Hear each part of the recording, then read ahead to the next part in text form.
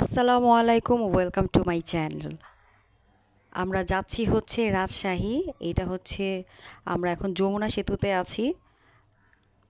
তো যমুনা সেতুতে উঠে একটা স্মৃতি মনে পড়ে গেল, অনেক বছর পর এই যমুনা সেতুতে উঠলাম। তো যখনই আমরা রাতের বেলা সেতুতে যেতাম, যাওয়ার আগেই আমার আব্বু বলতো যে জেগে থাকো, কারণ এই যমুনা সেতুটা রাত্রের বেলা অনেক সুন্দর, পুরাটা সেতু একদম লাইটিং করা। এখন আমরা যাব হচ্ছে গোলাম হোটেল লাঞ্চ করতে সিরাজগঞ্জ।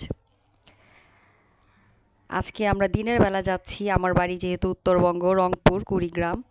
তো আজকে আমরা যাচ্ছি হচ্ছে রাজশাহী।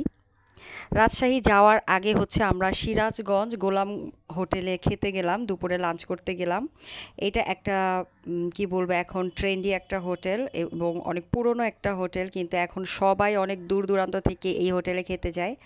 রাজশাহী যাওয়ার পথে সিরাজগঞ্জ শুরু হওয়ার একটু পরেই বাম দিক দিয়ে গিয়ে গিয়ে হচ্ছে এই গোলাম হোটেল। এইখানে অনেক লোক প্রতিদিন খাওয়া দাওয়া করে এবং ইনস্ট্যান্ট তারা রান্না করতে থাকে, সার্ভ করতে থাকে, রান্না করতে থাকে। এই হোটেলের সিগনেচার আইটেম হচ্ছে চিংড়ি মাছ ভুনা এবং গরুর মাংস এবং মুরগির মাংস। আমরা খেয়েছিলাম হচ্ছে বাইলা মাছ ভুনা, গরুর মাংস ভুনা, চিংড়ি মাছ ভুনা, মুরগির মাংস ভুনা। সবগুলা অনেক মজা এবং ইউনিক একটা টেস্ট। এবং আরেকটা যেটা বলবো, সবগুলা খাবার অনেক বেশি স্পাইসি, যেটা কি না বাচ্চাদের জন্য খাওয়া একটু কঠিন। আর এর সাথেই হচ্ছে রাজার হোটেল। রাজার হোটেলের একটু ভিডিও করে নিলাম, দেখলাম খুব ভালো ভালো মাছের আইটেম আছে। আমরা যেহেতু গিয়েছিলাম গোলাম হোটেলে খেতে, তো সেখানেই খেয়েছি। খাওয়ার সময় ভিডিও করতে পারিনি, কারণ অনেক রাশ একটা সময় ছিল, দুপুরবেলা লাঞ্চের সময় সবাই একদম মাথার উপর দাঁড়িয়ে ছিল যে আমরা উঠলেই তার আবার বসবে। এই যে পাশেই হচ্ছে রাজার হোটেল। তো একটা যদি ঝাল ছাড়া আইটেম থাকতো, তাহলে আমাদের সাথে যে ওয়াসিফ গিয়েছে, জনি ভাইয়ের ছেলে, ওর জন্য সুবিধা হতো। আমরা তো খুব মজা করে খেয়েছি, কিন্তু ওর জন্য খাওয়াটা একটু অসুবিধা ছিল। এই যে আমাদের খাওয়া দাওয়া শেষ, এখন আমরা একটু হাঁটাহাঁটি করছি, পুরোটা হোটেল ভিডিও করে নিলাম, ঘুরলাম। আবার এখন আমরা রাজশাহীর উদ্দেশ্যে রওনা দিব। রাজশাহী যাওয়ার আগে অনেকগুলো জেলা পড়ে, নাটোর পড়ে, তারপর হচ্ছে যেগুলো আমরা সবসময় নিউজে দেখি এবং যাওয়ার কোনো কথাই না সেসব জায়গায়। তো রাজশাহী যাওয়ার পথে পথে কিন্তু আমরা সেই জায়গাগুলো দেখলাম একদম সরজমিনে। খুবই ভালো লাগছিল এবং 2 দিন আমাদের খুবই সুন্দর এবং খুবই ভালো কেটেছে আলহামদুলিল্লাহ। আমরা গিয়েছিলাম হচ্ছে জনি ভাই, ভাবি, ওয়াসিফ, জনি ভাইয়ের ছেলে, আর হচ্ছে আমি আর আনুষ্কার বাবা, আমরা 5 জন গিয়েছিলাম। তো পুরোটা ট্রিপ 2 দিন খুবই আমাদের মজা করে কেটেছে। শুধু একটা জিনিস মিসিং ছিল, সেটা হচ্ছে মেয়ে যেহেতু যায়নি আমাদের সাথে, তো ওকে খুবই মিস করছিলাম এবং বারবার একটু পরপরই মন খারাপ হচ্ছিল যে আমার মেয়েটার সাথে থাকলেও হয়তো আরও বেশি মজা হতো। এই যে আমরা আবার যাচ্ছি হচ্ছে রাজশাহী, এখন একদম হোটেলে গিয়েই তারপর নামবো।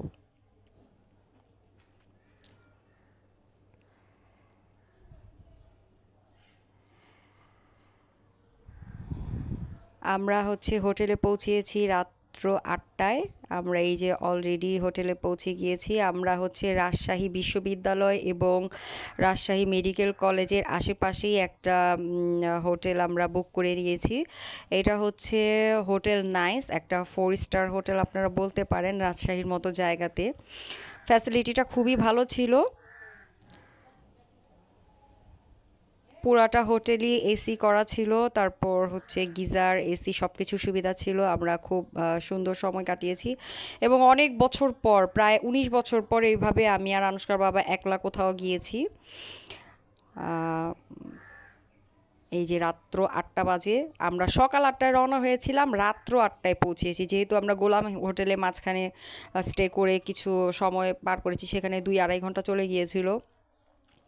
সাথে একটা সুন্দর রুমটার মধ্যে সাথে একটা সুন্দর এই যে ড্রেসিং টেবিল আছে, একটা ক্লজেট আছে, আর অ্যাটাচড বাথরুম তো থাকবেই, বাথরুমে আনুষ্কার বাবা। এই যে মাত্র উঠেছি, এখনও ফ্রেশ হইনি। এখন সুন্দর করে ফ্রেশ টেশ করে হয়ে তারপর হচ্ছে আমরা যাব ডিনার করতে। তো ডিনারের ভিডিওটা আর করিনি, কারণ এমনিতেই অনেক টায়ার্ড ছিলাম। আর হোটেলের আরেকটা সুবিধা হচ্ছে আমাদের সকালবেলা নাস্তা কিন্তু হোটেল থেকেই ফ্রি দিয়েছিল। এই যে সকাল হয়ে গিয়েছে, রাতে মাত্র 3 থেকে 4 ঘন্টা ঘুমিয়েছি।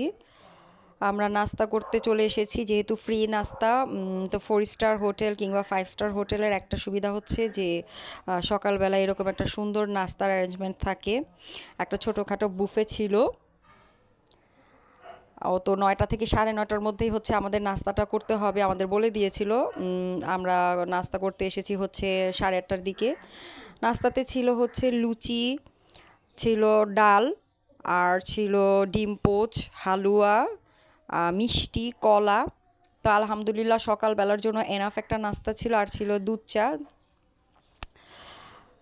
তো যতগুলো রেস্টুরেন্টে আমরা খেয়েছি সবগুলা খাবারই ঝাল। তারা হয়তো অনেক বেশি ঝাল খায়, শুধুমাত্র এই নাইস হোটেলে যে সকালের ব্রেকফাস্টটা ছিল এইখানে একটু লিমিটেড ঝাল ছিল, কোনো মানে ঝাল বলতে নাই ছিল, যেটা কি না বাচ্চাটা খুব ভালো করে এবং পেট ভরে নাস্তা করতে পেরেছে। ওয়াসিফ খুব ভালো করে নাস্তা করেছে এবং আমরা এর জন্য একটু খুশিই ছিলাম, কারণ আমরা সবাই খাচ্ছি, দেখা যায় যে বাচ্চাটা ওইভাবে খেতে পারছে না ওর ঝালের জন্য। কিন্তু আমাদের ক্ষেত্রে ঝাল থাকলেও সবগুলা খাবারই আলহামদুলিল্লাহ মজা। এই যে সবগুলো নাস্তা নিয়ে আমরা টেবিলে বসে গিয়েছি, খুব রিল্যাক্সড একটা নাস্তা করেছি, একদম সময় নিয়ে নাস্তাটা করে তারপর হচ্ছে আমরা উপরে গিয়ে রেডি হয়ে কিন্তু চেক আউট করে নিব। আমরা 10:30টার মধ্যেই চেক আউট করে নিয়েছি। আমরা 8টায় হোটেলে উঠেছি, আমাদের 12টা পর্যন্ত সময় ছিল, কিন্তু আমরা যেহেতু ঢাকায় আবার রওনা হব, তো 10:30টার মধ্যেই আমরা নাস্তা করে একদম হোটেল থেকে চেক আউট করে একটু ঘুরতে বেরিয়েছি। ঘুরে টুরে তারপর হচ্ছে আমরা বাসার জন্য রওনা হব। এই যে পুরো হোটেলের ভিউটা দেখিয়ে দিচ্ছি, নিচের যে ভিউটা। তো আপনারা আসলে, রাজশাহী আসলে কিন্তু অবশ্যই নাইস হোটেলটা ভিজিট করতে পারেন। ফ্যাসিলিটি খুবই ভালো আলহামদুলিল্লাহ। নাস্তা শেষ করে এই যে আমরা আবার বেরিয়ে পড়েছি হচ্ছে, এখন আমরা যাব সেনানিবাস। সেনানিবাস কিছুক্ষণ ঘুরে আমরা আবার ঢাকার জন্য রওনা হব। তো যেতে যেতে আমি পুরোটা রাস্তাই এনজয় করছিলাম, কারণ যেহেতু নতুন রাস্তা, নতুন শহর, তো নতুন জেলা, আমার কিন্তু খুব ভালোই লাগছিল। এই যে আমরা হচ্ছে ওই যে পার্কে গিয়ে একটু ঘোরাঘুরি করছিলাম। আর একটা জিনিস খেয়াল করলাম, রাজশাহী শহরটাতে মানুষের পরিমাণ কিন্তু খুব একটা বেশি না। তারা সবাই খুবই চুপচাপ প্রকৃতির মানুষ, তারা ঠান্ডা প্রকৃতির মানুষ। পুরাটা শহর খুবই ঠান্ডা একটা শহর, আমরা যেখানেই যাচ্ছিলাম সেখানেই কিন্তু আমরা সেটা অনুভব করেছি, খুবই ঠান্ডা একটা শহর।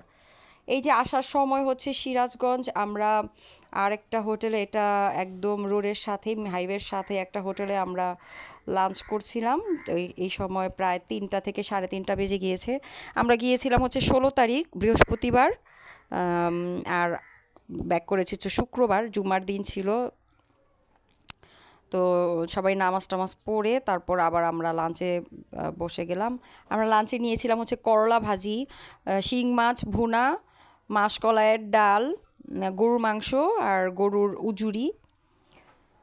আর বাইরে গেলে যেটা হয়, গরুর মাংসটাই খাওয়া হয়, কারণ এইটা দিয়েই আসলে তৃপ্তি করে ভাত খাওয়া হয়, এবং যত যাই হোক, যত বেলাতেই খাই, গরুর মাংস খেলে তেমন একটা অভুক্তি লাগে না। এই যে সুন্দর করে আমি খেয়ে নিচ্ছিলাম, এবং আলহামদুলিল্লাহ আমি কিন্তু প্রতি বেলাতেই আমি খুব ভালো খেয়েছি এবং আমার কাছে মজা লেগেছে, আমি প্রতিটা খাবার এনজয় করেছি।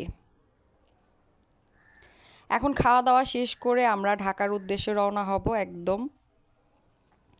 এটা হচ্ছে সিরাজগঞ্জ যাওয়ার আগেই, একদম সিরাজগঞ্জ মানে ঢুকতেই এই রোডটা। তো এই যে আমরা আবার হচ্ছে ব্যাক করছি, খাওয়া দাওয়া শেষ। কিছু সুন্দর সুন্দর জায়গা আছে রাজশাহীতে, আপনারা আসলে অবশ্যই ভিজিট করতে পারেন, কারণ রাজশাহী তো ঘোরার তেমন কোনো, মানে ঘোরার জন্য আমরা রাজশাহী যাব এরকম কল্পনা করতে পারি না, কারণ আমরা হচ্ছে একটা কাজে গিয়েছিলাম, তো কাজে গিয়েই হচ্ছে আমরা এই জায়গাটা এনজয় করি। এবং আমি প্রতিটা রাস্তা প্রায় 5 থেকে 6 ঘন্টা আমি একদম বাইরের দিকে তাকিয়ে থেকেই আসলে আসছিলাম। আমার ভিউগুলো এত সুন্দর লাগছিল, একটু মেঘলা মেঘলা ছিল, হালকা হালকা বৃষ্টি হচ্ছিল, এবং খুবই সুন্দর একটা ওয়েদার এবং একটা পরিবেশ যেটা বলবো। আর যেহেতু কোনো বাস টাসের ঝামেলা নাই, আমরা গাড়িতে করে খুব রিল্যাক্সড এবং খুব সুন্দরভাবে এনজয় করছিলাম পুরোটা জার্নি। এই ছিল আমার রাজশাহীর ব্লগ, ঢাকা টু রাজশাহীর ব্লগ। আমরা আবার অনেক বছর